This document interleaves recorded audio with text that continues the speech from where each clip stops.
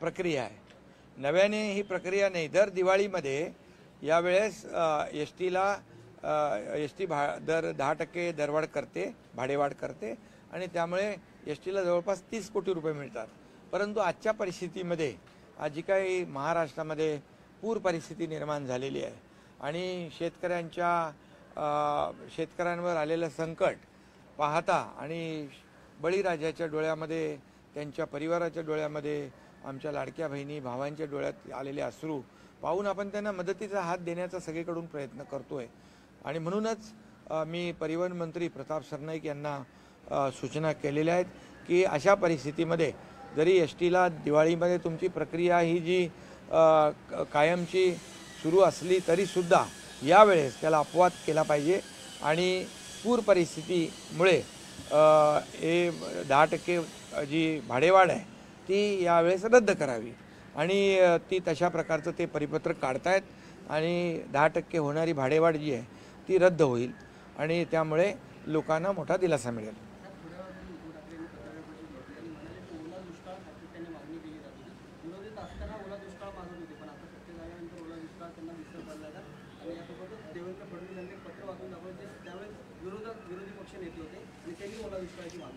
बघा, माझं एवढंच सांगणं आहे की स्वतः मुख्यमंत्री असताना काय काय केलं, किती दिलं, काय दिलं, शेतकऱ्यांचे किती अश्रू पुसले, शेतकऱ्यांच्या बांधावर किती वेळा गेले, हे सगळं महाराष्ट्रातल्या शेतकऱ्यांना माहीत आहे.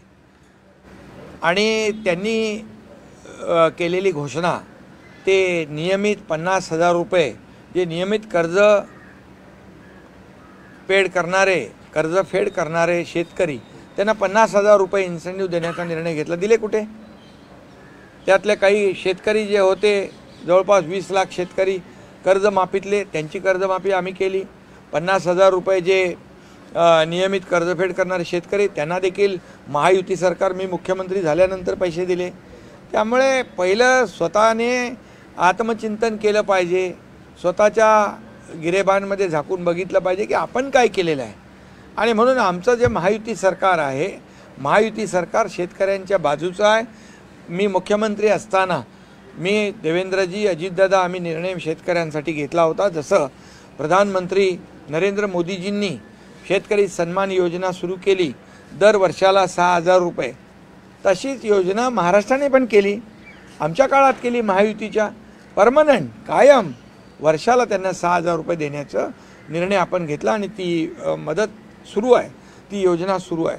त्याबरोबर अनेक शेतकऱ्यांसाठी आपण निर्णय घेतले, ज्याला 2.5-3 वर्षामध्ये जवळपास नुकसान भरपाई आणि इतर सगळ्या ह्याच्यातून 30 ते 40,000 कोटी रुपये आपण शेतकऱ्यांवर सरकारच्या वतीने नियोजित केले.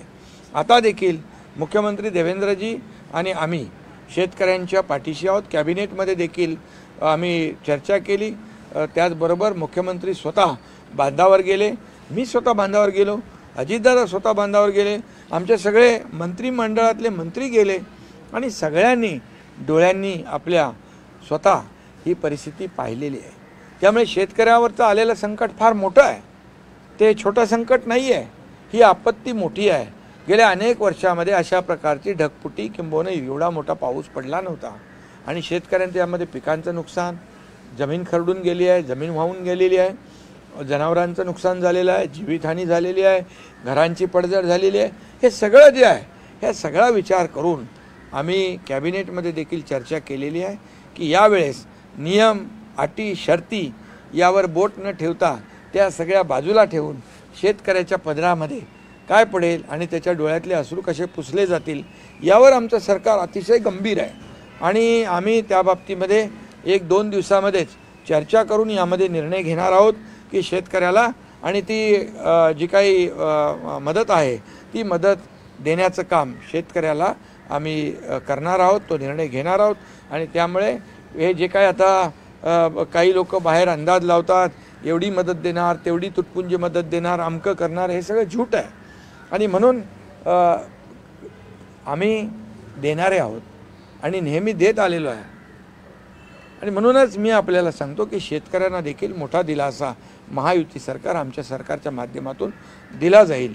तिथं हात आकडता आम्ही घेणार नाही. मी हे यापूर्वी देखील म्हटलेलं आहे. आणि सगळ्यांनी मदत केली पाहिजे.